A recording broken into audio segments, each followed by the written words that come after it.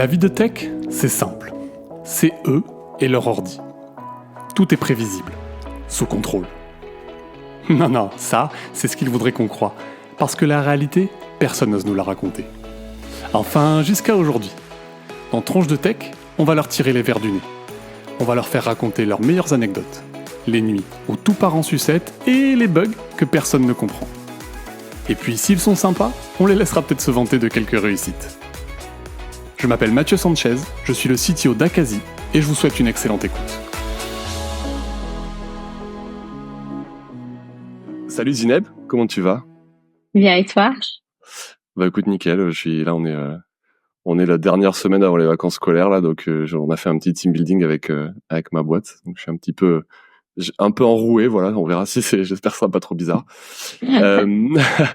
Et ben écoute, bienvenue sur Tronche de Tech. Je suis très content de t'avoir Zineb.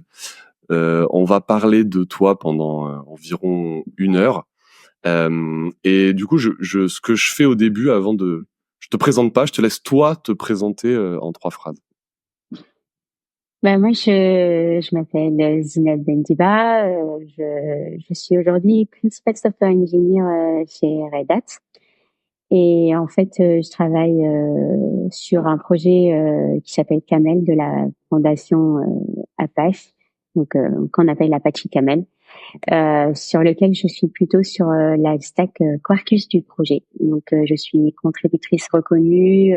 Je fais partie du PMC pour Project Management Committee du projet en global. Je contribue sur le corps de Camel et sur Quarkus principalement, et je fais partie des mainteneurs de Camel Quarkus. Et sinon, à part ça, je suis aussi conférencière. Je parle dans les conférences des développeurs surtout. Et je suis aussi dans les comités de sélection de Devox France et Devox Maroc. Et sinon, c'est ma 18e année, je pense, que je travaille, et j'ai toujours été dans l'univers Java. Donc j'ai commencé Java en 2004 et j'ai trouvé ça super fun, et je suis toujours je travaille dans l'open source dans un projet Java. Une belle expérience de Java. Et bah du coup, donc très chouette. Donc on va parler de ces sujets-là, donc d'open source, de ce que ça fait de bosser d'être payé pour faire de l'open source aussi, c'est intéressant, je pense. Principal Engineer aussi, ce que c'est chez Red Hat et tout. Donc on va balayer un petit peu tous ces sujets-là, en plus d'avoir plein de questions sur ton parcours. Mais pour commencer, maintenant, j'aimerais savoir toi, comment tu t'es retrouvé dans le monde du dev.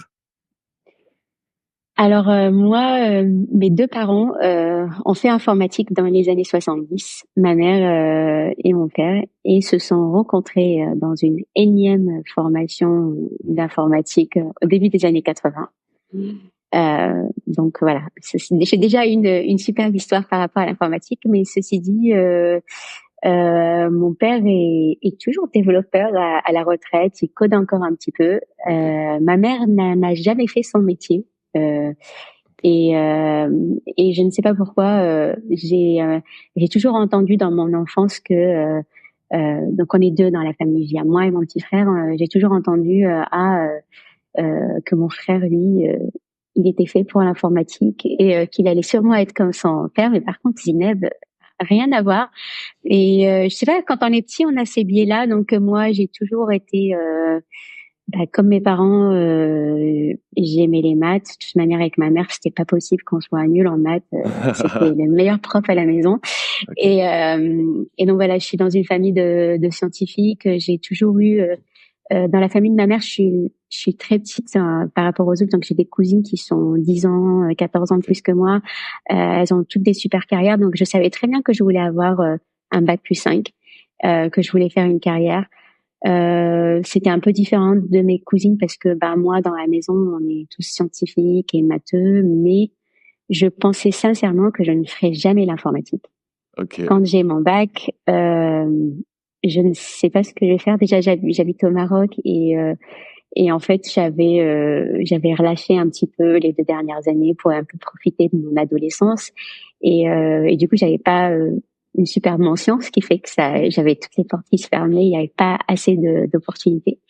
Et du coup, après, je parle avec mes parents et je leur dis, bon, ben, en fait, vu que j'aime bien les maths, je vais aller à la fac, je vais faire maths, mais j'ai pas envie d'en faire ma carrière. L'idée, c'est après 1 ou 2 ans de trouver ce que je veux et de toute manière, je sais pas ce que je veux faire. Et du coup, mon père me dit tout le temps, il faut coder. Donc, j'ai codé pour lui montrer que j'aime pas.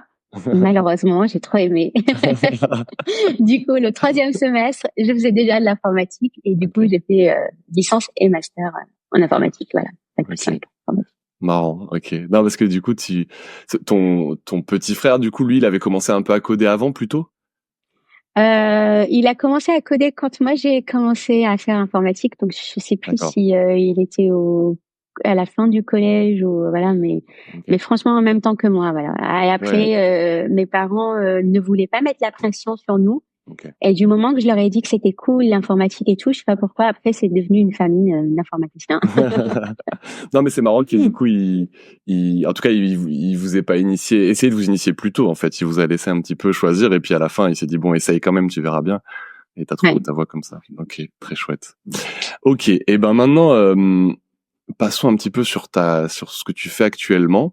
Déjà Red Hat, je pense que la plupart des développeuses ont entendu parler de Red Hat, mais tu peux nous en dire un peu plus sur ce que c'est Red Hat, parce que moi quand on me dit Red Hat, je pense distribution Linux, tu vois, c'est le premier truc auquel je pense. Donc, je veux bien que tu m'en dises. En fait, ça a commencé avec la distribution Linux, mais aujourd'hui, alors clairement Linux, Red Hat Linux, ça reste quand même, je pense, le plus grand revenu. Mais on fait pas que ça, donc il y a plusieurs projets. Donc on a sur les gros projets qu'on a, on est connu pour OpenShift dans Kubernetes et Ansible. Mais Red Hat, voilà, c'est une société, on est plus que 20 000, c'est le rachat de plein de sociétés. On a beaucoup trop de projets et moi je suis dans une division où on est plutôt sur ça a été le rachat de plusieurs autres sociétés comme JBoss, Fuse, etc. Donc on a le JDK, on a Quarkus, on a EAP, enfin on a plein de projets. Comment Red Hat gagne de l'argent en fait avec finalement que du code open source? Alors c'est la société qui avait commencé le modèle open source. Donc effectivement, moi j'ai de la chance d'être payée pour travailler sur du libre, mais mon projet, je fais une grande partie du code, je la fais pour le libre, mais derrière en fait on a notre Red Hat Build où on va avoir des clients qui vont payer des souscriptions ils n'achètent pas en fait Camel et ce qu'ils ont c'est vraiment toutes les dépendances qu'on a, elles sont rebuildées et ils ont le support, ils ont le fixe des CVE, donc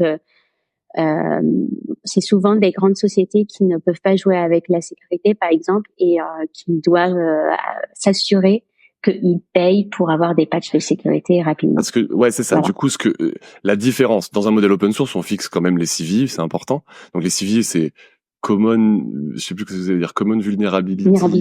Quelque chose, Quelque chose, ok. En gros, c'est des failles de sécurité, on va dire. Et normalement, dans le mode open source, tu les fixes, mais il n'y a pas forcément d'obligation. Il n'y a pas de lien commercial, en fait.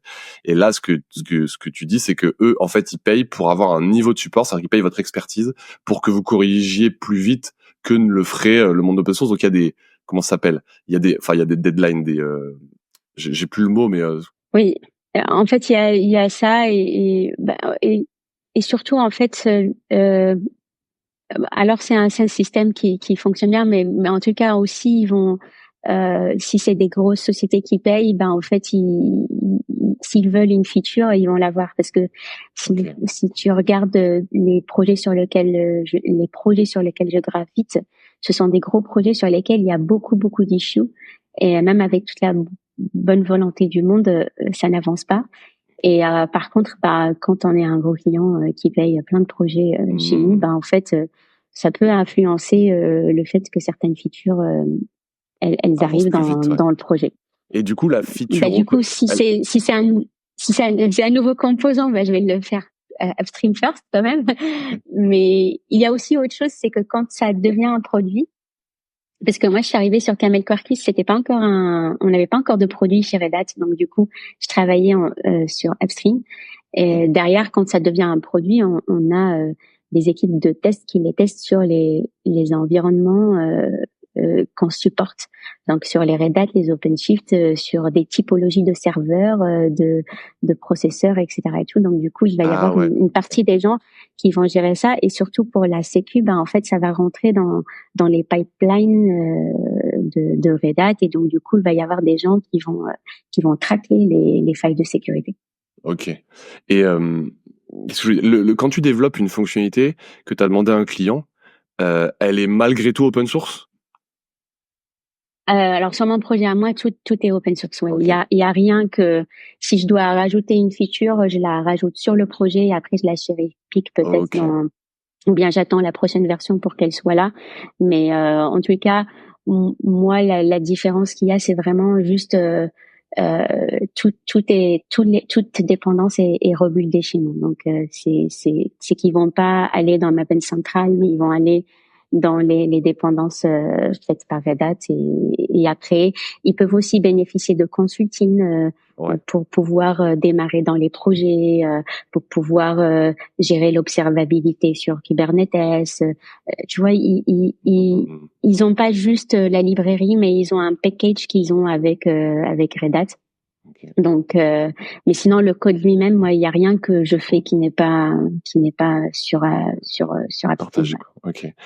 Et donc en fait, si je résume un peu, il y a pas mal de choses, mais il y a quand même un truc qui est intéressant, c'est de se dire que finalement ces gens-là, une partie de la raison pour laquelle ils payent, c'est pour contrôler votre roadmap, en fait. C'est un peu ça. Je dirais pas tout à fait ça, parce que moi, dans Apache Source Foundation, Red Hat ne contrôle pas la roadmap du projet. Okay. Et en tant que PMC member, je m'assure qu'en fait. Ça veut dire quoi PMC du coup? PMC, c'est ce que j'ai dit, c'est Project Management Committee. Okay. Donc dans la fondation Apache, il y a des personnes plusieurs personnes qui doivent être PMC d'un projet et qui vont être au même niveau hiérarchique. Donc on va avoir les +1, -1.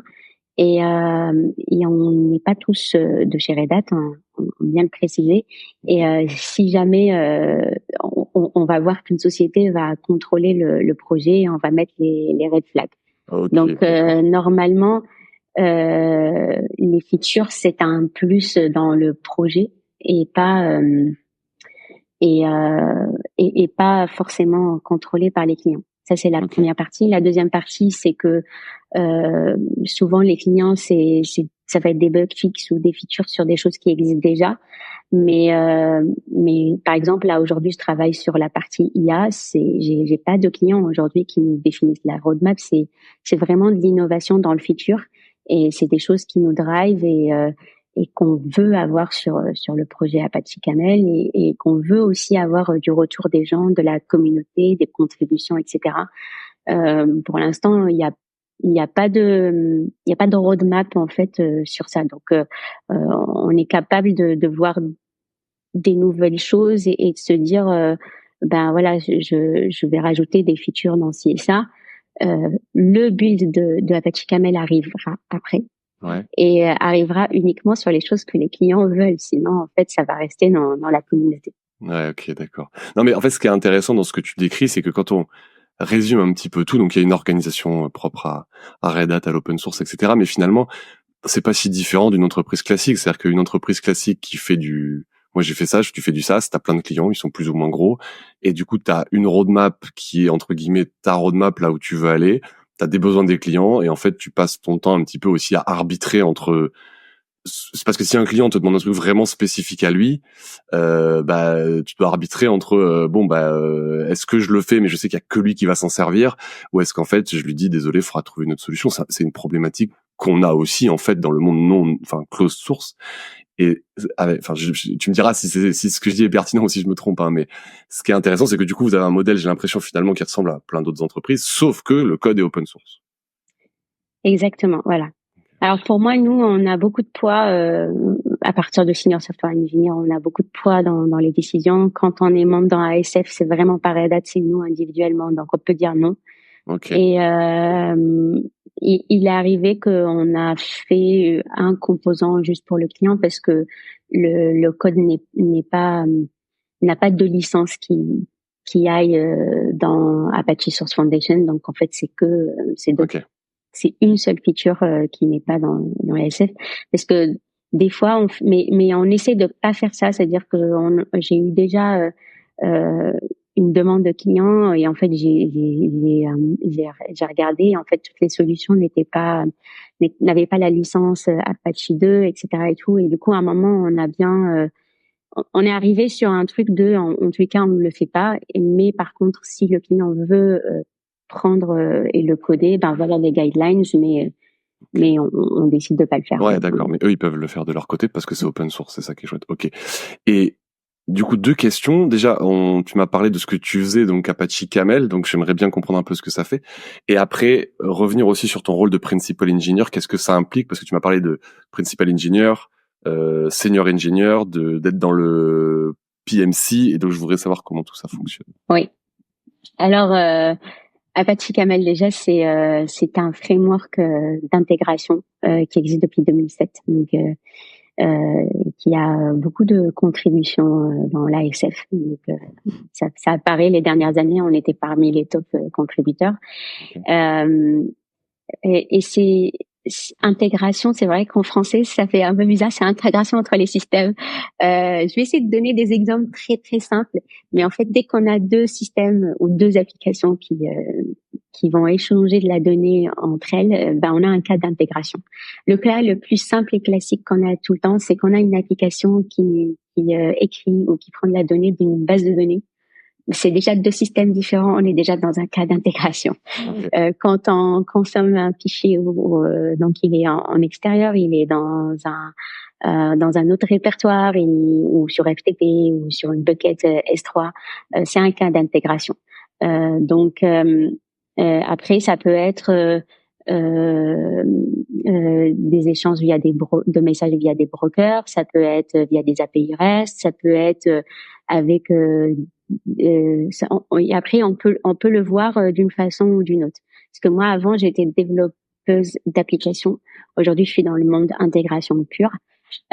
Donc il y a je connais les deux écoles. Donc moi j'ai une préférence de quand je vais faire par exemple, moi, si je veux faire des API REST, j'ai une préférence de les faire à la mode Quarkus ou Spring Boot et pas à la mode Camel. Par contre, si mon application doit interagir avec des systèmes externes, ben en fait, je préfère en fait utiliser Camel pour ça. J'essaye de me dire, ben peut-être on a des microservices, mais et que en fait on maîtrise en fait l'accès à la base de données ou on utilise que du Kafka partout. Par contre, quand on veut interagir avec des systèmes externes, bah soit en fait on va utiliser plein d'API pour dialoguer avec plein de trucs dans le cloud, etc. Peut-être qu'on va échanger des messages avec une autre équipe qui a tout mis dans, par exemple, AWS, qui n'utilise pas Kafka, qui utilise SQS, et on a un seul cas. Avec une autre équipe, ça va être du legacy et ils ont du SOAP. Donc j'ai un seul cas, il y a une autre équipe, ils ont un progiciel, ils peuvent pas échanger de la donnée, mais ils disent nous en fait on n'a pas de développeurs dans notre équipe, on fait que de la maintenance du progiciel, mais moi ça m'est arrivé 2 fois ce cas-là dans le passé, mais on a une base de données Oracle, donc si vous pouvez voir donc là on peut faire l'exchange data capture, donc on peut utiliser que du Debezium, mais si on a plein de cas d'intégration, ben on peut se dire ben on maîtrise le langage de Camel. Et du coup, bah, je plug le Change Data Capture et après, soit je mets sur du Kafka, soit le sur Change autre Data chose. Capture, c'est une fonctionnalité d'Oracle, c'est ça ou...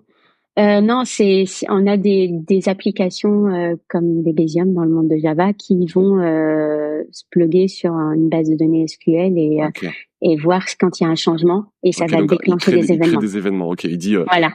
Ce modèle a été updated, enfin cette colonne a été updated, ce genre des choses. Voilà, c'est ça. Okay. Il y a eu des cas aussi où il y a des sociétés externes chez des clients où j'étais avant consultante et ils peuvent mettre tous les fichiers d'un coup dans un même répertoire. Dans Camel, en fait, c'est toujours la même chose. En fait, on a plein de connecteurs, on en a plus de 350, donc ça peut être fichier. Donc, imaginons qu'ils les mettent dans une bucket S3. Au lieu d'avoir un batch ou un cron qui va aller redéplacer les fichiers suivant leur nom, pour après avoir un système de batch pour les lancer, ben en fait juste écrire son application Java avec quelques petites lignes de code vraiment qui au lieu de consommer le fichier va commencer à consommer le fichier et va se dire ben en fait le fichier il s'appelle tel ou tel, ou bien l'information qui vient dans Kafka elle reçoit tel ou tel, et donc je vais la router vers tel ou tel process. Et c'est une librairie ou c'est un métalangage? C'est-à-dire que tu fais du code ou tu fais plutôt des fichiers de configuration?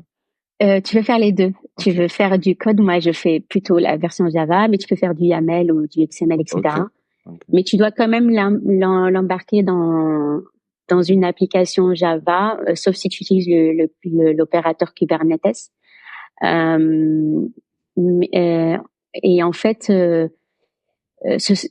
c'est vraiment tu écris le code d'une façon définie. Donc on a une DSL qui est très facile.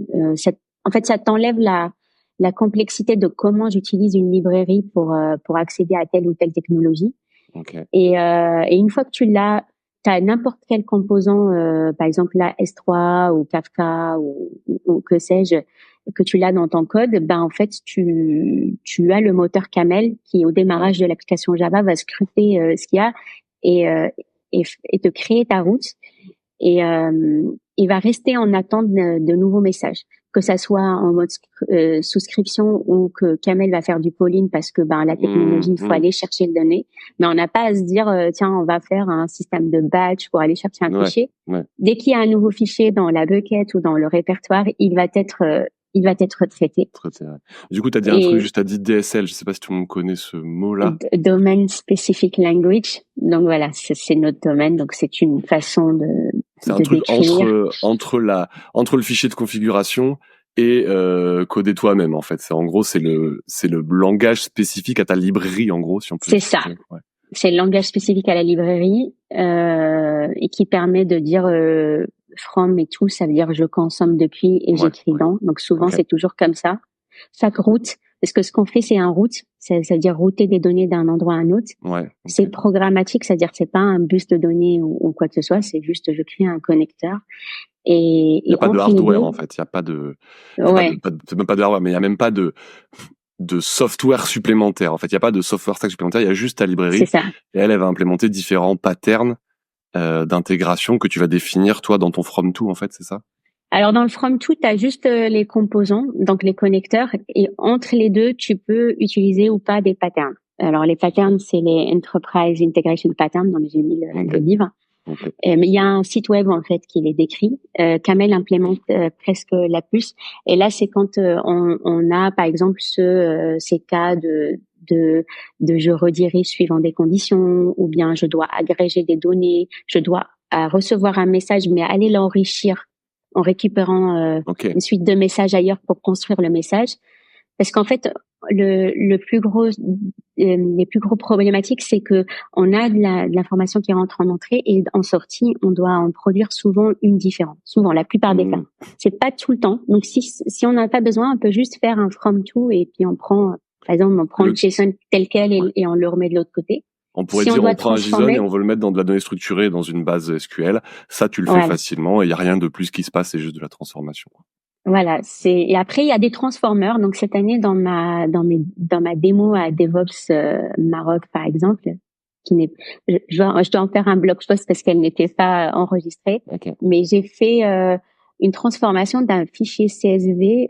J'ai pris un fichier CSV et je l'ai transformé en plusieurs donc insert dans la base de données. Et du coup dans mon application Java, j'ai ma classe entité JPA, donc les gens qui connaissent Java, ils savent en fait c'est la classe qui définit les champs de ma table, etc. Et la table, et auquel j'ai rajouté des nouvelles annotations qui vont donner pour chaque champ c'est quelle position dans le CSV. c'est dans les colonnes, pour pouvoir faire cette transformation sans rajouter du code. Et puis une annotation sur la classe en elle-même qui va dire voilà comment mon fichier CSV est configuré, parce que le CSV il peut avoir plusieurs délimiteurs, donc je vais dire point virgule c'est mon délimiteur, et la première ligne il faut l'ignorer parce que pour moi c'est des titres. Okay. Et alors juste l'annotation, parce que je sais pas si tout le monde connaît Java, moi je connais pas très bien Java, mais ouais. Les annotations, c'est un truc, tu me dis si je me trompe, hein, mais c'est un truc un peu spécifique à Java. Enfin, j'imagine qu'il y a d'autres langages où il y a un truc similaire, mais c'est comme un espèce de petit commentaire, c'est-à-dire qu'en lui-même, ce truc-là n'exécute pas de code, mais le compilateur, l'interpréteur va le transformer en quelque chose qu'il connaît, en fait. C'est ça? Ouais, en fait, c'est les librairies et les frameworks qui sont responsables de l'annotation vont le faire. Donc, du coup, ce qu'il y a, c'est qu'on fait juste une classe Java, on a les champs avec les petites annotations pour dire qu'est-ce que c'est. Et puis derrière, moi, ma route, elle fait 3 lignes de code. Il y a une ligne de code qui dit récupère un fichier de tel répertoire. La deuxième, c'est transforme-le en utilisant un transformer que j'ai rajouté comme dépendance Camel qui dit utilise cette classe. Et la troisième ligne, c'est insère en base une liste en utilisant JPA et avec cette classe. Donc 3 lignes de code donc à chaque fois qu'il y a un fichier qui arrive dans le répertoire, on n'a pas à se soucier comment le CSV il se charge de surveiller.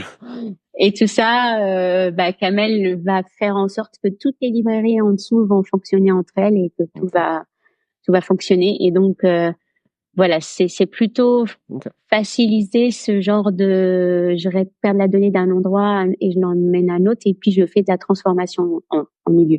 Ok. Et donc du coup, comment tu rentres chez Red Hat et que tu arrives dans ce monde, et après Principal Engineer? Alors comment je rentre chez Red Hat? Déjà j'ai travaillé 12 ans avant, et les 4 dernières années j'ai fait quand même 3 ans de chef de projet. J'ai toujours tu connais plus du coup du tout? Au tout début, oui, et c'était pas très cool comme poste. Parce que les jours où je code, je gère pas l'équipe. Et après, je suis passée sur la gestion de projet vraiment pure, mais sur lesquels j'avais pris quand même je faisais quand même des fois de temps en temps un peu d'architecture. Mais à un moment, en fait, je me suis rendu compte que j'aimais bien être plutôt individuel contributeur. Je suis revenue sur un type de poste juste senior software engineer. Je voulais pas faire de lead, etc., parce que ça faisait quand même 3 ans que je codais très peu ou pas du tout. Et ma volonté, c'était une fois que le management c'est fini, et pourquoi pas revenir à cette idée que j'avais il y a très longtemps de travailler dans l'open source. Du coup, quand je reviens, je pense pas que ça va se faire aussi vite que ça ne l'était, parce que franchement, il s'est passé moins d'1 an entre mon retour dans le dev et mon arrivée chez Red Hat. Et je pensais honnêtement que j'allais passer plutôt travailler peut-être moins dans la semaine. Je commençais déjà à avoir avec ma société pour avoir une demi-journée ou une journée par semaine où je ne travaille plus. Si c'était faisable en ESN et en étant et c'était dans le but de me consacrer à contribuer à l'open source. Ceci dit, j'avais peur de contribuer à l'open source, donc du coup, en attendant, j'avais fait un espèce de meet-up où on contribuait ensemble à l'open source, et du coup, j'ai appris ce truc-là de forker un projet et tout ça. Je savais pas trop ça avant. Pourquoi t'avais peur de contribuer? C'est le syndrome de l'imposteur, parce que je pensais que c'était quelque chose d'incroyable. Et moi, je fais partie depuis 10 ans de l'association Duchesse France, qui est une association des femmes dans la tech. Et du coup, c'est là que j'ai vu une des personnes qui était dans le board et qui travaille chez Red Hat, qui cherchait quelqu'un dans son équipe. Et du coup, je la connaissais depuis des années. Du coup, je pose la question. En fait, je voudrais vraiment postuler. Mais le truc, c'est que en fait, j'ai pas assez de contributions. Puis elle fait, mais c'est pas grave, tu postules quand même. Et de toute manière, on avait quand même aussi travaillé un moment sur un hands-on, etc. et tout. Et du coup, je passe les entretiens avec la première équipe. J'ai été très très stressée. Je n'ai pas atterri dans cette équipe-là pour une histoire de budget, mais on m'a rappelé pour passer des entretiens avec la deuxième équipe. Et là, ça a été complètement différent. En fait, la première équipe m'avait déjà choisi, je tiens à le dire. Ouais. Mais la deuxième équipe, c'était genre, non mais là, il y a plus de doute, je pourrais faire partie de Red Hat. Donc du coup, j'étais hyper cool dans l'entretien technique. En fait, ils ont vu 2 phases de moi. La première équipe a vu la phase hyper stressée, et puis je ne sais pas si vraiment, j'ai très envie de travailler chez Red Hat, mais je ne sais pas si là. Et la deuxième équipe, j'étais plutôt cool, et c'est mon équipe aujourd'hui. Ok, c'est cool. Et du coup, ce que j'ai pas compris, c'est que t'avais commencé à contribuer un peu à l'open source avant, ou en fait ça s'est fait. Et du coup, si oui, comment t'as choisi tes projets Alors, c'était l'objectif du meet-up, c'était cool, c'est qu'on était une petite équipe, et en fait on faisait tous du Java, je pense, et on avait oui, on avait traité cette partie-là de comment on choisit le projet. Donc on est parti sur un projet où on s'était dit, bah en fait on aura de la plus-value, ça va bien se passer, on peut demander à la personne si on peut contribuer avant de contribuer. Mais je pense qu'on avait tous le syndrome de l'imposteur parce que on a mis plusieurs semaines à faire la contribution parce qu'on voulait que ça soit clean, que les tests soient clean, etc. Et c'était ma vision de ce que c'était de aujourd'hui, je prends pas tant que ça pour faire ma contribution. Si c'est de l'innovation, oui, Ouais. ça va prendre des semaines, mais si c'est une petite contribution. Ok. Et du coup, là, je vais embrayer sur un truc, c'est du coup, donc maintenant que tu es dans le monde de l'open source, tu as fait du close source avant, tu as eu ce moment où tu dis, ouais, l'open source, c'est un truc de ouf, je prends le temps de faire hyper gaffe et tout. Maintenant, du coup, c'est quoi ton sentiment? Et peut-être c'est quoi maintenant les principales différences entre le monde de l'open source et le monde du close source? Alors, le monde du close source et open source, ça dépend en fait. Close source, dans mes 12 ans, franchement, il y a eu des projets où personne ne se soucie du code review, Ok. de combien de tests il faut, ou de la performance, etc. À moins que ça crache en prod. Et il y a des équipes où c'est trop en fait. Tout doit être testé. Voilà. Nous on fait. Par exemple, moi, en fait, j'utilise le corps de camel. Bah, il est déjà testé dans le corps. Je vais pas le retester. Je vais pas tester s'il est consumer. Et voilà, tout ça, c'est testé ailleurs. Il y a des librairies que j'embarque qui ont déjà leurs tests, donc je vais pas les réutiliser. Oui, Je vais pas les retester. Tu vas pas faire des tests end-to-end à chaque fois de l'ensemble de ta voilà. stack et tout ça. Après, il va y avoir des tests d'intégration, c'est sûr, sur mes composants, mais peut-être que je vais, voilà. Et puis, c'est vrai que là maintenant, on fait plus attention à la sécurité et la performance. C'est-à-dire que il y a certains pull requests qu'on va peut-être rejeter parce que, en fait, la personne, pour faire plus joli, va utiliser une librairie, mais cette librairie va nous faire perdre plus de performance, donc on va pas la prendre. On va vraiment faire attention aux choses où elles sont. Des fois, on va se dire Donc, il y a des tests de performance automatisés aujourd'hui? Ça va dépendre. Je sais pas sur le corps, mais je sais que le corps sur Camel 3, on a eu des gros problèmes de performance.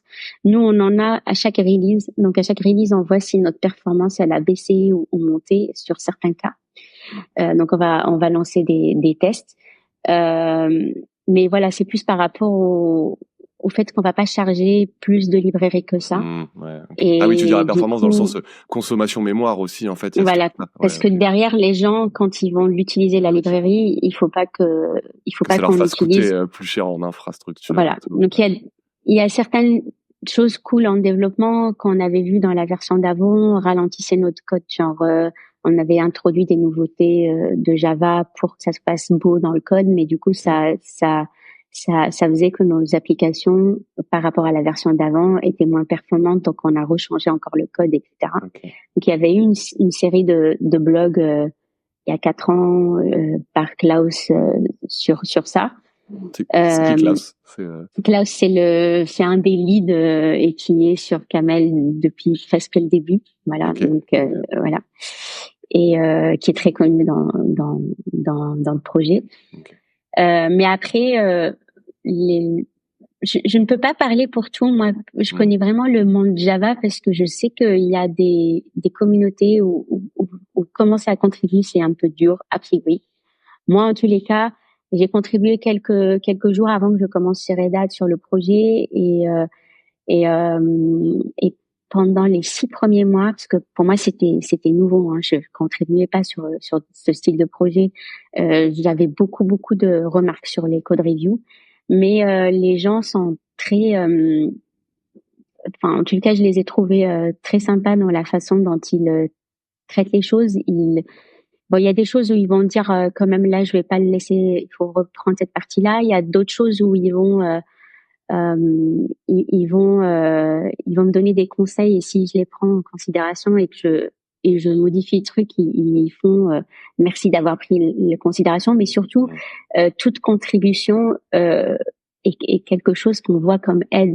Donc souvent on essaye d'avoir ce juste milieu entre on n'essaye pas de choquer les gens parce que quand même ils sont en train de nous aider. Ouais, je vois très bien. Et donc du coup tu vas recevoir des remerciements et tout, c'est et je pense que une des choses, même si j'avais dit que la première équipe c'était difficile, mais je me rappelle que la première des choses que je leur avais dit, c'est que dans l'entretien, et je pense qu'ils ont aimé, c'est que je leur ai dit, vu que c'est open source, je peux tester le projet, hein, c'est différent des entretiens que je faisais avant, et je leur ai dit, en fait, j'ai testé vos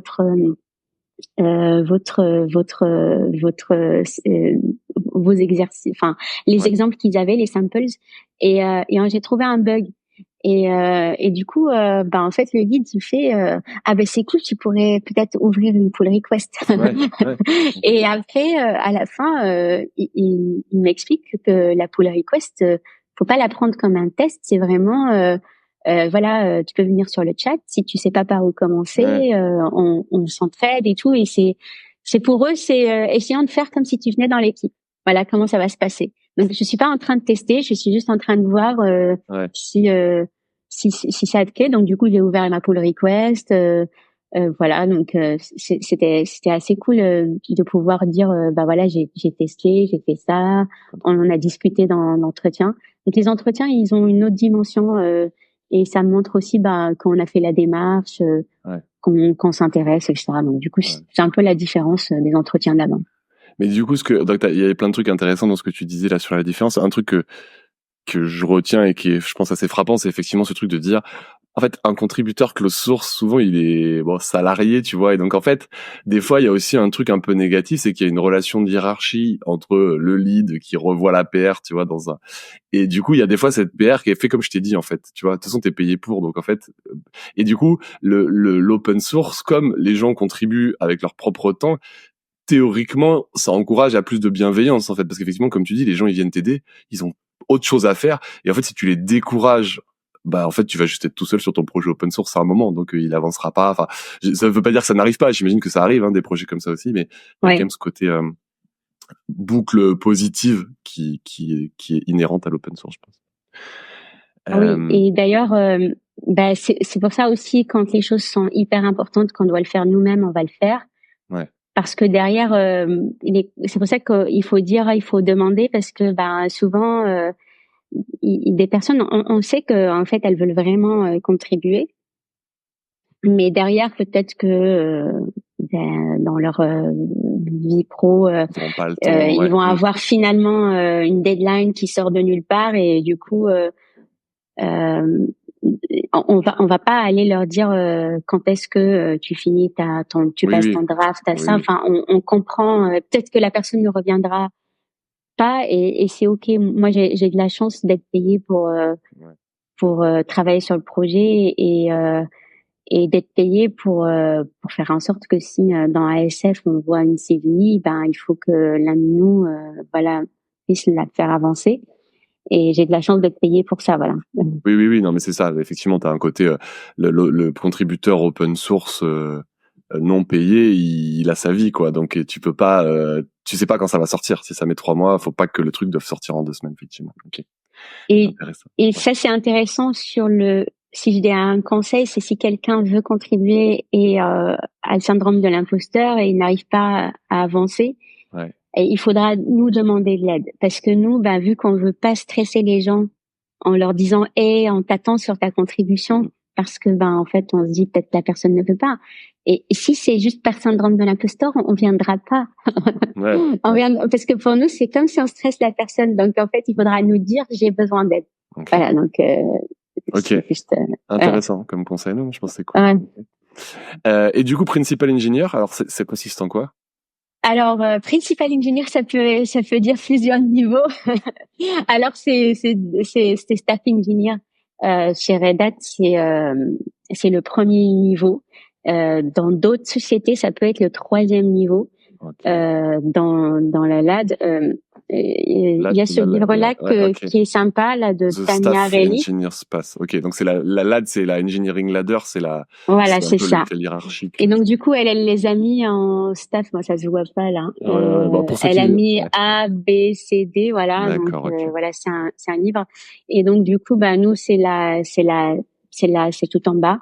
Par contre, voilà, c'est quand même Red Hat, c'est pas si facile que ça de devenir principal, mais en fait, c'est une évolution dans le leadership quand on reste reste dans le milieu software engineer, quand on reste individual contributor, comme on dit, mais quand en fait on évolue sur l'impact. La stratégie, l'influence, l'innovation. Enfin, dans mon domaine à moi, c'est ça, mais je pense que le plus gros truc, ça va être l'impact. Mais l'impact de tes contributions individuelles, en fait, c'est ça? Ça peut être les contributions, ça peut être l'influence qu'on va avoir sur des documents techniques, ça peut être moi par exemple j'aime bien essayer de trouver de démarrer des initiatives techniques, mais dans le but ou bien dans la façon où on va faire la documentation ou quoi, pour pallier à des problèmes qu'on voit chez les utilisateurs ou chez les clients, ou bien introduire des nouvelles technologies, etc. Mais dans le but, voilà, et surtout de savoir un petit peu c'est quoi la stratégie.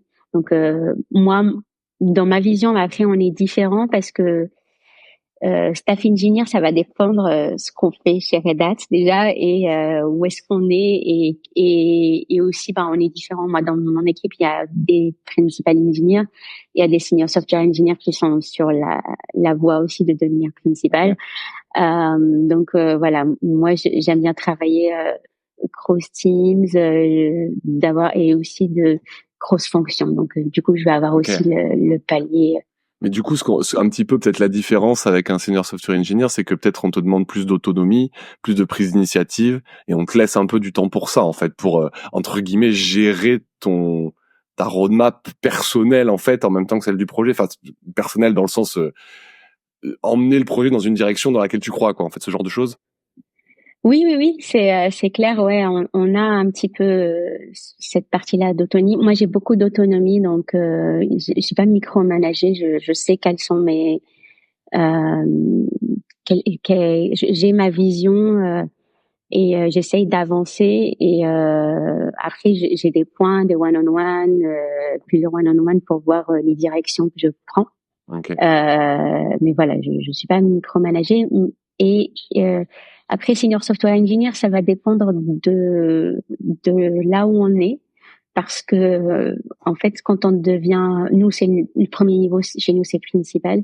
Quand on le devient, c'est qu'on l'est depuis longtemps. Donc du coup, même les dernières années en tant que senior software engineer, j'étais déjà, déjà sur mon chemin, voilà. C'est pas magique, quoi. C'est pas du jour au lendemain, tu deviens principal. Non, bien sûr, ouais, c'est progressif. Quand tu fais ta promotion, t'es déjà visible, ton impact est visible, il est constant. Ouais. Non, mais c'est intéressant ce que tu dis parce que on ne te dit pas, vas-y maintenant, sois principal engineer et change ta façon de fonctionner. On te dit plutôt démontre que tu as toutes les capacités, donc fais-le. Et une fois qu'on voit que tu as les capacités, que tu l'as déjà démontré, tu le deviens. Et que ça te permet après toi peut-être de voir quelles sont les prochaines capacités à développer pour avoir encore plus d'impact sur le reste de l'équipe, quoi. Mais c'est pas Voilà, c'est pas un cadeau.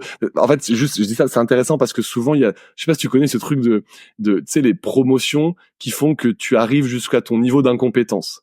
Et tu vois, on dit souvent, en fait, le problème de ça, c'est que les gens sont promus jusqu'à leur niveau d'incompétence, ils savent plus faire, et après ils y restent parce qu'en fait, on les downgrade jamais. Et dans ce que tu décris là, ce qui est intéressant, c'est que ça, c'est le problème de ces promotions-là, c'est que c'est des promotions où on te dit, je te mets sur un autre poste parce que tu fais très bien ton travail aujourd'hui. Tu fais très bien ce qu'on te demande aujourd'hui, donc je te mets sur un autre poste qui a rien à voir. Mais en fait, le poste qui a rien à voir, entre guillemets, on sait pas que tu vas bien savoir le faire. Alors que là, dans le système que vous avez, vous, t'es dans un poste, mais on te demande de progresser pour faire le travail du poste au-dessus. Et une fois que tu as montré ce faire, tu passes. Donc en fait, on sait déjà que tu es compétent dans ce poste-là au moment où tu as ta promotion a priori. Oui. En fait, pour moi, ça doit pas être, tu vois, les gens, le retour que j'ai, c'est qu'il y a des gens qui pensaient que je l'étais déjà. Donc du coup, Ok, tu vois, c'est c'est bon, pour ça que je dis c'est plutôt, bon c'est signe. plutôt quand on le fait. C'est pour ça que je dis moi dans mon équipe, tu vois, on est plus même les senior software engineers. Pour moi, ils sont déjà hyper très autonomes et ils font aussi des initiatives, etc. Donc tu vois, je travaille avec des gens qui ont quand même pas mal d'expérience et on a tous du poids sur les plannings, c'est-à-dire la plupart du temps ça nous tombe pas dessus. Alors de temps en temps il y a des histoires de deadline parce qu'une autre équipe nous attend, mais nous entre nous on est tous au même niveau. Ça a l'air cool. Et c'est quoi l'étape d'après du coup? L'étape d'après, c'est senior principal engineer. Après, il y a d'autres niveaux, distinguished engineer et senior distinguished engineer, mais j'y réfléchis même pas pour l'instant. Chaque chose en son temps. Ça marche. Écoute, trop bien Zineb, on a balayé plein de sujets sur Red Hat et l'open source, et donc c'est trop cool, c'est hyper intéressant. Je vais passer maintenant sur des sujets peut-être un peu plus sur d'autres expériences que tu as eues, avec des questions un peu plus peut-être variées, enfin, en tout cas un peu plus loin de Red Hat. On va voir ce que tu me dis. Et je voulais commencer avec la première question qui serait c'est quoi ton pire souvenir professionnel? Mon pire souvenir professionnel, moi je dirais c'est la fois où j'ai été virée. Ok. Mais alors j'ai travaillé dans une start-up, c'était mon rêve en plus de travailler dans une start-up, mais j'y suis arrivée, je crois que j'avais bossé pendant 15 mois dans ma vie professionnelle. Donc j'arrive dans une petite start-up et l'ambiance est très toxique. Pour moi en tous les cas, parce que j'avais trop le syndrome de l'imposteur, je ne savais pas demander de l'aide, donc j'étais un peu renfermée en moi-même. Mais c'était la première fois quand même que j'avais du code qui était bien organisé. On m'a demandé de faire des choses très compliquées, et j'ai réussi à les faire et tout. Donc c'était peut-être challengeant pour moi techniquement, ça m'a servi juste après. Mais pour une raison ou une autre, je ne pensais pas partir. Donc j'étais dans mon truc toxique et à la fin de la période d'essai, ils avaient déjà viré des personnes 2 mois avant. Donc du coup, ils m'avaient dit on est en train de changer. Quand on passait par une société intermédiaire, mais ils ont créé une nouvelle société et ils ont dit bon cette fois-ci on veut faire les choses différemment. Donc j'étais la première personne qui a été virée avec dignité. Dignité. Okay. Ils ont dit on va faire les choses mieux cette fois-ci. Donc vu qu'on est en train de changer et que les gens doivent arrêter de travailler dans la première société et bouger sur la deuxième société, donc ils ont arrêté la période d'essai. Ils ont fait un nouveau contrat. Je sais pas si légalement c'était bien ou pas, mais en tout cas le nouveau contrat me permettait de rester dans la société le temps que je trouve un nouveau job. D'accord. Du coup j'ai trouvé vite mon nouveau job, où là, en fait, je me suis un peu plus éclatée dans une nouvelle équipe R&D. Et surtout, je sais pas, c'est quelque chose qui, pendant 10 ans, je n'arrivais pas à en parler parce que j'ai pris le fait d'être virée comme quelque chose qui m'a choquée dans ma vie. Ouais. Et, c'est normal, et en je pense, fait, et en fait, moi, je me dis heureusement qu'ils m'ont virée à ce moment-là parce que j'allais vraiment pas bien et que quand je suis arrivée dans l'autre société, c'était le jour et la nuit. Là, je suis arrivée dans un endroit où les gens, dès le début, déjà, je me rappelle, le directeur de là où j'étais, il m'avait dit quelque chose qui, moi, en tant que junior et de l'univers où j'étais arrivée dans ma famille, j'y avais jamais pensé. Déjà, la première semaine, il m'explique que la période d'essai, c'était dans un sens et un autre. Moi, je leur avais pas dit que j'étais virée parce que j'étais partie avant de ne pas avoir de boulot. Ok. Ouais, ok. Et que ça, je savais pas gérer ça dans les entretiens. Et du coup, moi, la période d'essai, je l'avais vue comme c'est moi, il y a un échec, je sais pas si ça se Ouais. trouve. C'est vrai qu'ils ont pas d'argent parce que c'était économique. En fait, ils voulaient vraiment, ils m'ont dit si j'arrivais pas à trouver de boulot, qu'ils devaient, eux, justifier et avoir une colle avec les gens, ils pouvaient. Ils m'ont fait une lettre de recommandation pour expliquer que c'était économique et pas par rapport à moi. Mais moi, dans ma tête, le syndrome de l'imposteur me disait, mais non, c'est par rapport à tes compétences.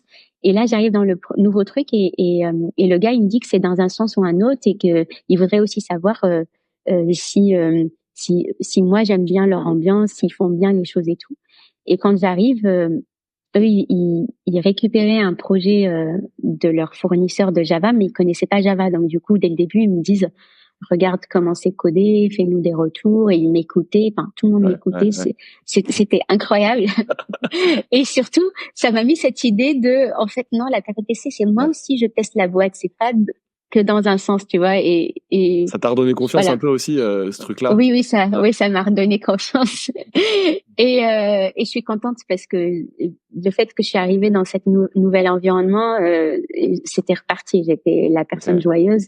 Alors qu'avant, j'étais dans un truc hyper toxique, mais je n'arrivais pas à partir. Donc, mais voilà. Mais pendant 10 ans, je ne voulais pas en parler. Maintenant, ça fait très, très longtemps.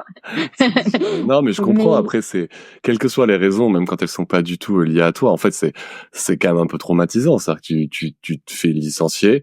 Ok, peut-être il y a des raisons économiques et tout, mais bon, faut quand même être sacrément, tu vois, bien dans ses baskets pour se dire, bon, bah, de toute façon, voilà, ils avaient plus d'argent pour me payer, c'était bien que je change et tout. Enfin, bref, je pense que c'est naturel. Chacun met plus ou moins de temps à le digérer. Toi, là, je pense qu'entre guillemets, la chance que t'as eue, c'est que t'as rebondi vite. Là où c'est encore plus difficile que toi, c'est peut-être, tu vois, si tu enchaînes un deuxième truc comme ça, quoi, parce que ouais, même si c'est un deuxième truc économique, tu te dis, attends, qu'est-ce que j'ai la poisse ou qu'est-ce qui se passe, quoi. Ouais. Et puis au moins ça te donne un petit truc dans ta tête qui dit bah même si tu as des jours qui sont difficiles et tristes, bah peut-être qu'à un moment la roue tourne. Donc voilà, ça te fait une expérience différente en fait. Mais vraiment quand on est viré, je sais pas, en fait on sent quelque chose, on veut pouvoir changer les choses. C'est à ce moment-là qu'on veut dire mais attends, et qu'est-ce que j'aurais pu faire autrement et tout, mais en fait c'est trop tard. En fait c'est le moment où tu te réveilles, mais en fait c'est trop tard. Tu peux rien y faire. Ouais, il faut accepter de passer à autre chose. Ouais, je comprends très bien. Alors on va continuer sur les échecs entre guillemets, même si c'est pas vraiment un échec du coup, mais c'est quoi ta plus grosse bêtise de dev ou une chose que tu regrettes dans ta carrière? Bon après regretter, je sais pas. Un échec alors, ouais. Mais la un plus échec, grosse une chose bêtise de dev, bah je m'en rappelle très bien. En fait, je montais de version un projet de Spring 3 à Spring 5, je pense. Et donc du coup, bah il y avait la configuration avant dans des fichiers XML et que j'ai déporté dans le code avec des annotations. Mais c'était pas le premier projet que je portais, donc en fait à un moment je faisais des copier-coller d'un autre projet. C'est en fait trop de copier-coller en tant que dev. Bon, il y a un problème d'attention au bout d'un moment, ouais. Mais par contre, quand on fait le copier-coller, derrière il faut changer le nom de la queue parce qu'en fait c'était des messages JMS qui arrivaient d'une queue. Et en fait, comme boulette, ce que j'ai fait, c'est que je n'ai pas changé le nom de la queue. Et en fait, je n'avais aucune idée fonctionnellement comment on pouvait tester ce use case. J'ai demandé un peu partout pour essayer de trouver, mais comme les gens qui savaient ont déjà quitté la boîte. Et il y avait une équipe de test qui teste des use cases.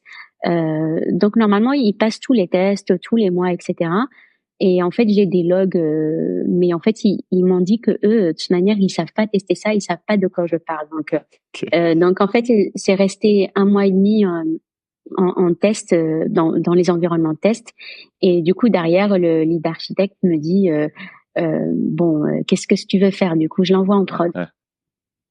Donc je le mets en prod pour l'équipe qui met les tests, qui déploie. Donc ça se déploie vers 22h. On voit rien dans la soirée, mais à midi le lendemain, en fait, les gens du support viennent me voir et ils me disent qu'ils ont 100 commandes, une centaine de commandes qui est en erreur, et qu'en fait, quand ils analysent, c'est peut-être le microservice que j'ai mis en prod. Okay. Du coup, moi, je fais, mais c'est pas possible, je connais pas ça, machin et tout. Déjà, dès le début, moi, c'est pas possible. Le déni. et après, je regarde dans le code et là, je regarde dans le code et je fais ça, la boulette. Donc, du coup, là, on fait un rollback et tout. Je refais une autre version pour après. Et l'équipe a été hyper sympa avec moi. En fait, les gens, c'était, ouais, ça arrive. Le support, ils ont fait, c'est pas grave, on a une centaine de commandes à passer à la mano, mais t'inquiète pas. C'était quoi juste le contexte, parce que c'était non, ce n'était pas grave, heureusement pour moi. En fait, donc en fait, du coup, tous les microservices sont répliqués, mais du coup là, il y avait mes microservices à moi qui n'écoutaient pas sur la bonne queue. Bon là, pour ces statuts-là, c'est pas grave. Quand ils m'ont mis un rollback pour voir les messages, mais surtout en fait, ça écoutait sur une autre queue. Donc des messages donc en fait c'est un système de commandes qui passe par plein d'étapes, donc plein de microservices. Mais des commandes, tu vois, des commandes de quoi? Des commandes de Amazon, enfin des trucs équivalents à ça, ou? Des commandes sur notre plateforme d'e-commerce. Ah, c'était une plateforme d'e-commerce, ok, c'est ça. Et après il y a plusieurs étapes parce que c'est pour si c'était pour de la téléphonie, etc. Et donc en fait les commandes elles passent sur des statuts. Oui, c'est une machine à état un peu là, c'est ça. Ouais, et tout est fait pour passer à la prochaine étape. Tu envoies un message sur une autre queue qui va déclencher tel et tel microservice. Okay. Et donc du coup, en fait, ça a pris une centaine de commandes, mais comme le code testait des champs spécifiques et que visiblement ne devait pas entrer dans ce microservice-là, en fait, mettait une alerte qu'il y avait une erreur. Donc en fait, l'utilisateur final n'a pas eu de message qui dit la commande est rejetée. C'est juste que la commande n'est pas passée à l'étape d'après. Et derrière, il y a les équipes du support e-commerce qui travaillent 24/24 qui vont le remettre dans le bon état à la mano, donc une centaine de commandes. Oui, donc l'impact, c'est qu'elles étaient un peu en retard en fait, mais elles n'étaient pas perdues, elles n'étaient pas. Ok. Les clients, on avait quand même encaissé les clients, c'était validé, juste peut-être 12 heures de retard sur la commande, quoi. Donc la moralité de l'histoire, c'est qu'il faut avoir des tests d'intégration. Moi, le problème, c'est que je n'avais aucune idée de comment le déclencher, comment j'allais créer en fait mon message.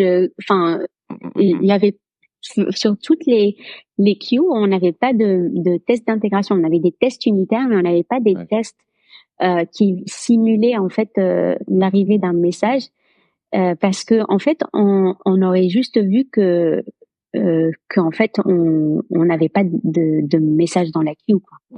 Bon, après voilà. Non, mais c'est une des difficultés des microservices, hein, c'est que les microservices sont plus difficiles à tester de manière. Les tests d'intégration sont plus compliqués, les tests end-to-end sont plus compliqués à mettre en place. Donc effectivement, faut avoir des envies. Enfin, en tout cas, faut investir pas mal d'argent pour te faire un bon pipeline de tests là-dessus, quoi. Voilà. Et puis aujourd'hui, il m'arrive encore de faire des petites erreurs de copier-coller. La différence, c'est que dans cette équipe-là, on était un développeur ou une développeuse pour plusieurs microservices. Et maintenant, il y a rien qui passe dans le main sans du code review. Et dans le code review, souvent, on voit des prints qu'on a fait pendant qu'on débuguait, qu'il faut supprimer, des copier-coller. En fait, le texte n'a rien à voir avec le nom de la méthode.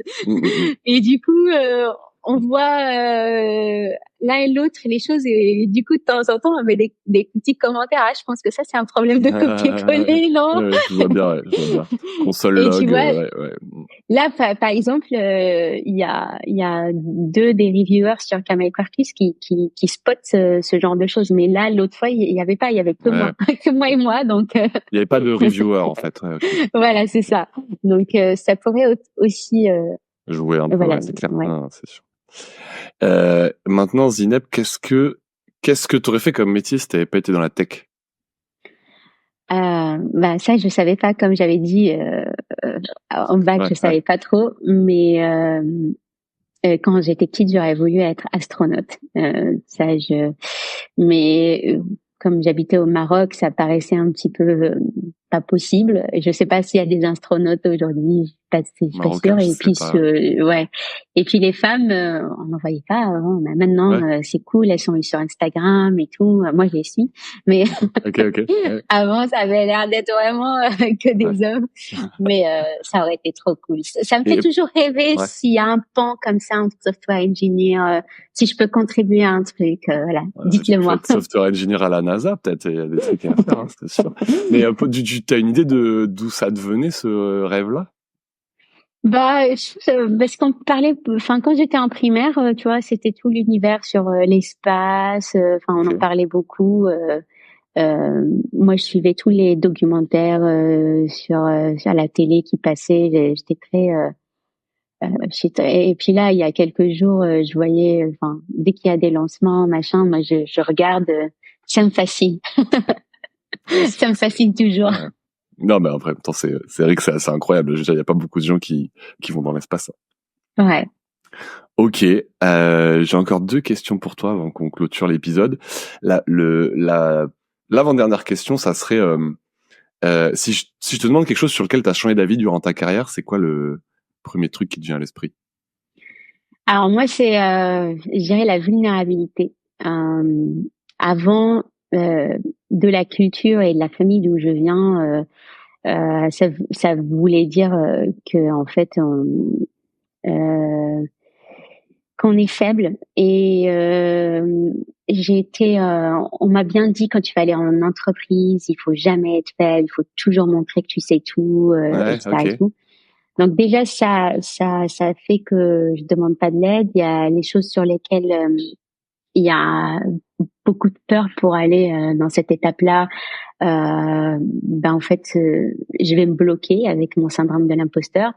Et après, ça fait aussi que si on veut pas être vulnérable nous, en fait, ça peut être aussi montrer aux gens qu'on est un peu froid et qu'on n'a pas tellement d'empathie. Ouais. Le jour où ça a commencé à changer, c'est quand je voulais commencer à parler en conférence, en sachant que ça faisait 5 ans que j'y réfléchissais. Et une des choses auxquelles j'ai pensé quand j'allais chez Red Hat, c'est que maintenant que je travaille dans l'open source, dans des projets, ça va être cool. J'ai un sujet pour parler en conférence. Ouais. Mais pendant 6 mois, j'avais du mal à soumettre et juste de me dire, ça me faisait tellement flipper en fait. C'est quelque chose que j'ai très envie de faire. Ouais. Je suis inspirée par des gens. Et chez Red Hat, je suis entourée par plein de personnes qui parlent déjà en conférence. Et du coup, j'ai commencé à leur expliquer que j'ai cet objectif-là, mais ça me fait peur.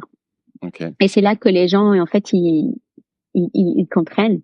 Et ça fait des discussions. Il y en a même qui t'aident, qui essaient de voir qu'est-ce qui te fait peur. Et puis quand j'ai commencé à parler pendant quelques temps, un peu moins d'1 an, mais presque 1 an, j'étais quand même hyper stressée à chaque fois que je prenais la prise de parole.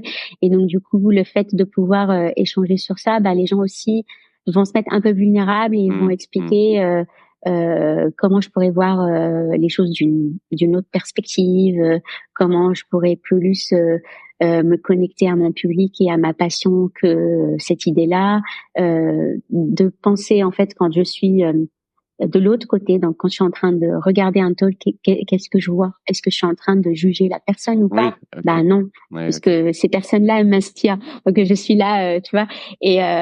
Et du coup, ça fait des discussions qui sont assez fortes et tu te sens aussi plus comme tout le monde en fait. C'est plus des gens qui parlent comme ils respirent, tu vois. Oui, je suis d'accord. C'est plus des gens comme voilà. Ouais. Et après ça, c'était que le début. Là, être plus vulnérable, ça fait aussi que les gens sont plus accessibles. Quand je les mentore, ben en fait, ils attendent aussi de cet échange, ce genre d'échange. Et après, pour moi, pour évoluer en tant que leader, ben en fait, je m'étais mis mes objectifs. Voilà comment je voudrais dans un an être. Et donc du coup, ça veut dire qu'il faut commencer à être comme ça. Mais il y avait des choses sur lesquelles j'avais peur. Donc du coup, le fait d'avoir cet échange avec mon manager et de dire, moi, j'ai vraiment envie de faire ça.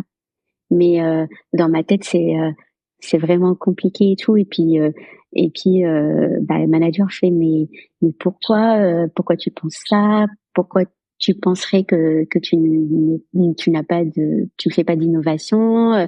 M'aider à montrer là où je suis déjà en train d'aller là, et puis de dire de toute manière, on a nos one-on-one, on se voit toutes les semaines, on en discute, tu peux y aller, tu vois, ça te permet. Et puis des fois aussi, quand je veux prendre des directions techniques et que je ne sais pas si je prends A ou B ou C, je peux aussi me dire, alors c'est pas forcément dire à la personne, mais c'est juste être vulnérable entre moi et moi-même et l'accepter que je suis perdue. Mais derrière, je peux mettre mes idées et demander à une personne qui est senior leader ou distinguished engineer ou quoi de faire un petit call avec moi parce que j'ai besoin de l'aide et je présente les options et j'essaie d'avoir cet échange qui va m'aider à aller vers quelle direction je prends. Et de toute manière je reste quand même assez claire avec mon manager que c'est quelque chose qu'on tente et on va voir rapidement si ça fonctionne ou pas ou si je passe à le plan B. Et ça, c'était pour moi de la vulnérabilité parce qu'avant, je n'arrivais pas à dire je suis perdue. C'est je suis perdue, je prends aucune décision. Tu vois. Donc, je vois très bien, mais du coup, c'est vrai que c'est aussi pas mal lié à la confiance en soi aussi, d'être capable de montrer de la vulnérabilité. C'est-à-dire, tant que t'as pas confiance en toi, tu vas cacher tes faiblesses parce que t'as l'impression qu'on va découvrir justement que t'es un imposteur et c'est vrai que je pense que dans le leadership, tu as des gens qui en fait ont un syndrome de l'imposteur un peu caché. C'est-à-dire, ils sont là, mais ils ont l'impression que si quelqu'un, par exemple, qui est dans leur équipe sait mieux quelque chose qu'eux, ça veut dire qu'il va leur prendre leur place ou qu'il est meilleur ou quoi. Et donc, tu te retrouves avec des gens qui veulent faire croire qu'ils savent tout, alors que personne sait tout, tu vois. C'est pas possible. Et ça crée en plus des énormes frustrations parce que du coup, comme tu fais semblant de faire tout, à un moment, t'es obligé de raconter n'importe quoi, tu vois, parce que tu vas parler de choses que tu maîtrises pas. Et donc, c'est une dynamique qui est pas du tout positive.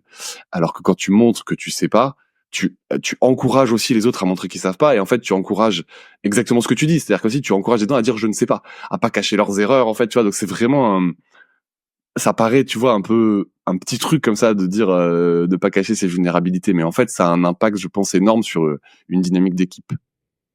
Oui, c'est clair, ouais.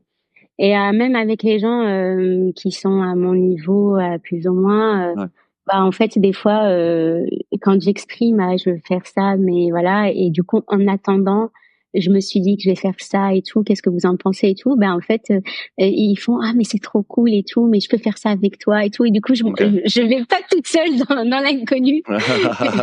Et derrière ils sont mais génial, j'aime bien être embarquée, donc je pense que voilà. Et après, j'ai l'impression aussi que les gens me voient un peu plus accessible qu'avant. Avant, j'étais très renfermée sur moi-même, j'essaye de pas me montrer, et je crois que beaucoup de personnes me voyaient plutôt froide ou quelque chose comme ça. Mais maintenant, j'ai l'impression que les gens me trouvent plus accessible en fait. Mais j'ai rien fait pour, à part que moi, j'essaye d'être vulnérable. Voilà, je communique plus. Ok, intéressant. Et maintenant, pour finir, la chose qui t'énerve le plus. C'est quand on m'impose les deadlines. Alors, il y a deux mondes. Il y a le avant et après. Avant, dans les sociétés françaises, c'était de toute manière. Alors, le truc que je déteste le plus, je suis sûre que t'en as entendu parler. Ou j'espère que tu l'as pas, mais c'est quand tu demandes c'est pour quand et t'en dis pour avant-hier. Moi, quand j'étais chef de projet, il y a des gens qui viennent du business et qui mettent une pression et qui ne veulent pas donner de deadline. Et en réunion, c'est pas une blague en fait. Ils me disent c'est pour avant-hier.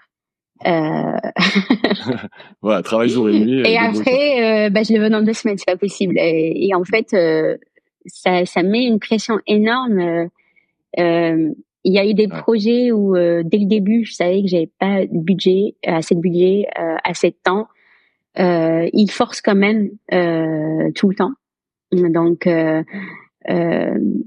voilà. Et les plannings, ça a toujours été. J'ai eu des managers qui font de toute manière. Il faut mettre x2, x3 parce qu'après derrière ils vont nous raboter le truc. Ouais, je vois très bien. Donc voilà, et donc ouais, ça j'aime pas trop. Et je t'avoue que tellement ça me met en colère que même là aujourd'hui où je suis quand même dans un univers où certaines choses sont négociables. Alors nous, par rapport à Camel ou même le produit, il n'y a pas trop on peut gérer nos deadlines et qu'est-ce qu'on peut mettre ou pas. En tout cas, sur Apache Camel, il y a personne qui nous traite upstream. Mais par contre, dans les produits, s'il y a une cascade de dépendance, on peut avoir le projet qui dépend de nous, qui va citer ses deadlines et qui peut-être ne fonctionne pas pour nous. Et peut-être qu'on peut trouver une solution, mais tellement c'est un sujet qui me met en colère que dès le début je vois noir. Et je suis quelqu'un qui rarement se met en colère, et aussi comme je suis rarement en colère sur ce sujet-là, si vraiment on me pousse sur un deadline, j'ai beaucoup de mal à réfléchir, comme on dit, out of the box. Du coup, la dernière fois que c'est arrivé, j'ai juste exprimé le fait que no way que ça rentre là. Et derrière, j'ai essayé de me dire, essaye d'écouter les gens qui réfléchissent out of the box. Donc, je suis allée dans une réunion, je me suis mis une petite promesse. Ça, c'est un truc que j'ai lu dans un truc de leadership. Je fais vraiment dans certaines réunions qui dit, surtout, tu ne prends pas la parole. Surtout, tu écoutes machin. Tu le laisses parler et après tu réfléchis. Parce que machin est arrivé quand même avec une idée sortie du chapeau et qui pourrait, au cas où on nous stresse, on pourrait en fait décider d'aller autrement, de faire autrement, mais en tous les cas de pas mettre du stress trop sur l'équipe, mais d'arriver quand même à nos objectifs. Donc Oui, non mais je vois, ok. Mais je vois, en fait, c'est un sujet qui est compliqué parce que je lisais la biographie de Elon Musk, qui est quand même un personnage assez particulier, qui lui a clairement ce truc qui vient, il a des équipes, il leur met des deadlines complètement folles, et alors après, il les fait travailler jour et nuit, hein, c'est un peu, c'est clairement pas forcément un truc auquel j'aspire moi en tout cas, tu vois. Mais c'est vrai que des fois, ça fait avancer des sujets qui sont bloqués. Mais le problème, donc ça c'est Elon Musk, c'est quand même un truc un peu particulier, tu vois, sans parler de la personne mais le truc que nous on voit la plupart du temps, je pense côté dev, c'est plutôt une relation entre des commerciaux et du produit où en fait il y a un jeu un petit peu comme tu disais de négociation. Bon, on se dit un peu que si on met pas de deadline aux devs, ils vont pas aller vite et donc du coup ils vont, tu vois, et du coup c'est cette espèce de manque de confiance et de manque de collaboration qui crée le jeu où je te mets une deadline, en face on essaye un peu de pushback et puis à la fin les commerciaux souvent c'est eux qui ramènent l'argent et donc à la fin c'est un peu eux qui ont le dernier mot. Alors je vais pas mettre toutes les entreprises dans le même sac, mais en tout cas c'est un scénario qui arrive quand même, qui est réel. Et moi je partage ton truc, ça me hérisse le poil de ouf quand on me met une deadline, surtout une deadline qui n'a pas d'explication. C'est ça le truc, le pire, c'est qu'on te dit voilà, faut que ça fait. Pourquoi? Qu'est-ce qu'il y a? C'est réglementaire? C'est quoi? C'est parce qu'on va perdre le client? Donne-moi le vrai truc, parce que quand tu vas me donner la vraie explication, je vais pouvoir comprendre quelle est la vraie priorité et puis je vais pouvoir challenger un petit peu cette deadline là. Oui, exactement. Mais après, moi, quand j'étais chef de projet, j'arrivais à des discussions plus que ça. Et il y en a beaucoup qui qui me disait juste, nous, on n'a pas confiance que les développeurs et les développeuses vont aller Ah ouais. vite. Mais par contre, en tant que chef de projet, tu n'as pas quelle est leur réalité de deadline. Ouais. Ça Non, veut mais dire qu'ils te disent ça et toi, tu fais quoi avec? ouais, c'est ça, c'est Mais pas par possible. contre, en tant que dev, ben en fait, alors il y a des cas où c'est normal et je dis ok, on doit mettre ça en prod vite. Des fois, il y a un bug, machin, il y a une feature, c'est une offre, surtout quand on est en e-commerce, on peut avoir des. Mais après, je dis ok, mais ça va être du code qui est pas clean.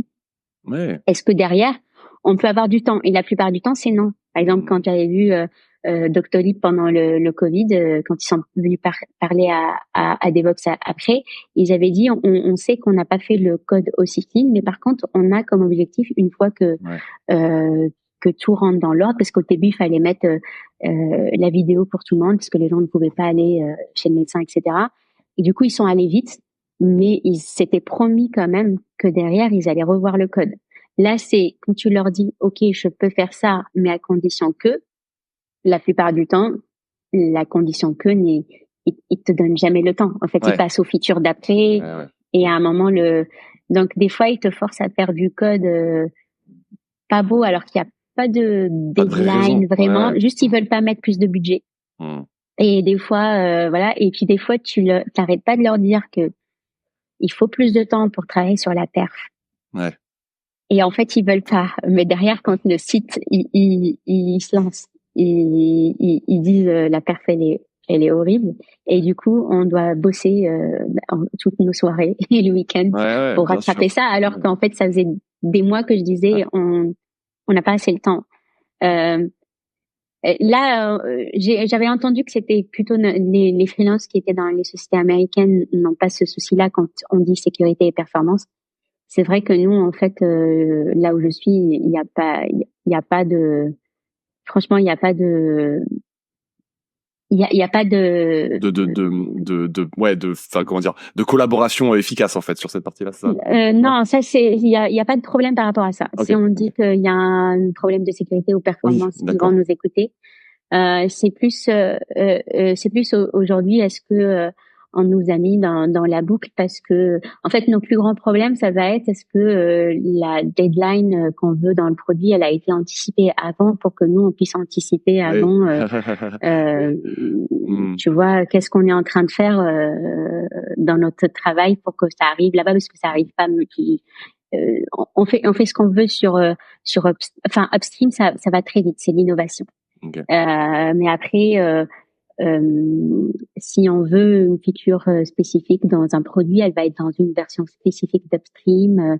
Mais du coup, il faut que ça soit anticipé, parce qu'une fois qu'on a décidé du produit, on revient pas sur les branches d'avant. Par exemple, upstream, voilà. Si notre travail est upstream vraiment first, voilà, c'est plus par rapport à ça. Mais ceci dit, c'est pas une grosse problématique là où je travaille, c'est juste que moi je suis restée ouais, mais après il y a plein de traumas. Enfin, tu vois, moi je vois aussi des histoires de gens, on leur met des deadlines, et tu vois, notamment je pense à des consultants, tu vois, on leur met une deadline en disant faut les slides pour demain et tout. Tu vois, tu passes ta soirée à bosser sur les slides et tout machin, et puis on t'envoie le truc, t'as zéro feedback, et en fait genre tu sais même pas pourquoi t'as travaillé pour cette deadline, en fait. Ah oui c'est bon les slides, 2 jours après, ah oui c'est bon les slides, tu peux me faire 2-3 changements. Non mais en fait, enfin, pourquoi tu m'as mis une deadline alors qu'en fait tu pouvais encore attendre 2-3 jours, tu vois. Il y a ça que je vois, et il y a aussi un petit peu ce que t'évoquais, c'est la deadline dont les gens sont au courant et ils te la donnent 2 jours avant la deadline, tu vois, alors quand même ça fait 1 mois qu'ils sont au courant, et puis donc il y a la deadline. Attends, tu te moques de moi, c'est-à-dire que tu me mets toute la pression à moi, alors qu'en fait ça fait 1 mois que t'es au courant, et qu'en fait tu m'as pas fait descendre l'info, et tu m'as pas, tu vois. Donc il y a vraiment plein de, enfin je comprends que ça soit un sujet énervant, c'est un sujet qui de toute façon est très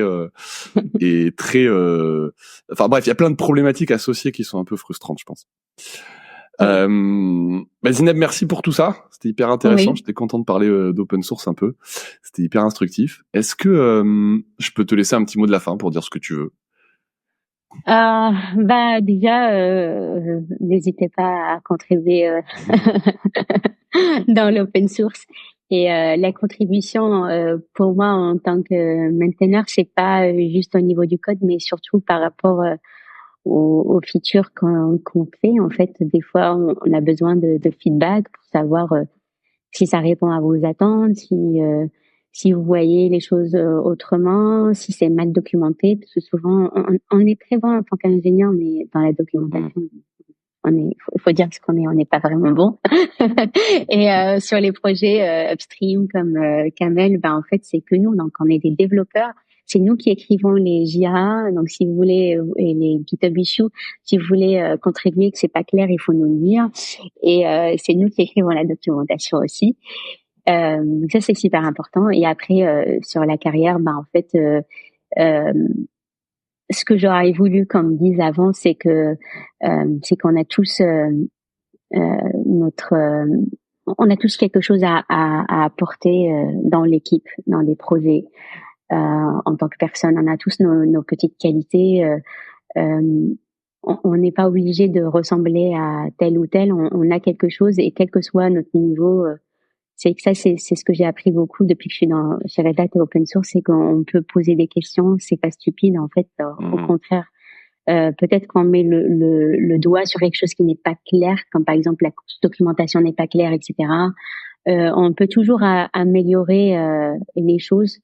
Et évoluer. Donc, dans sa façon d'être leader, on peut prendre, par exemple, si la documentation n'est pas faite, on peut se dire, moi, j'ai objectif de la rendre plus lisible. On peut aller discuter avec les utilisateurs et comprendre qu'est-ce qu'ils ont pas aimé. Mais ça ramène quelque chose. Ça ramène quelque chose, ça ramène de l'impact. En tout cas, moi, je suis dans l'open source, mais c'est juste un exemple.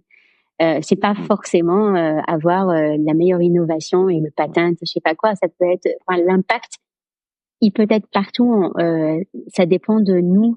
Qu'est-ce qu'on a vu où il faut changer quelque chose et comment on va améliorer les choses. Okay. Donc on a toujours quelque chose à dire, voilà. Et surtout ne pas en fait garder, ne pas se censurer. C'est vrai qu'on apprend à donner son avis avec le temps, mais on doit faire des fautes en tous les cas. Pour moi, le plus difficile dans mon job, même si je suis très technique, c'est pas la tech, mais les gens. mais il y a pas de livre ou de formation qui dit comment on va faire. On va interagir avec les gens, on va faire des fautes. On va donner son avis d'une manière qui va être mal perçue. On va essayer d'apprendre pour la suite, mais surtout il faut y aller quoi. Ok, on retiendra ça. Merci beaucoup encore Zineb pour ton partage et puis merci d'être venu.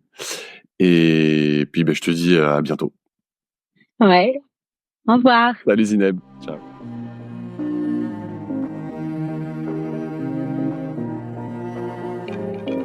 Ça y est, c'est terminé. La tronche de tech du jour nous a livré tous ses secrets. Ou presque. S'ils t'ont plu, n'hésite pas à nous le dire en commentaire, à noter le podcast ou à m'envoyer un message sur LinkedIn. Dernière chose, si tu es freelance ou indépendant ou que tu envisages de te lancer à ton compte, tu auras certainement besoin d'un expert comptable. Dans ce cas-là, viens voir ce qu'on fait chez Akazi sur www.akazi.io. Ça s'écrit ACASI.io. Et promis, tu seras super bien accueilli. Sur ce, je te dis à très vite pour un prochain épisode de Tronche de Tech.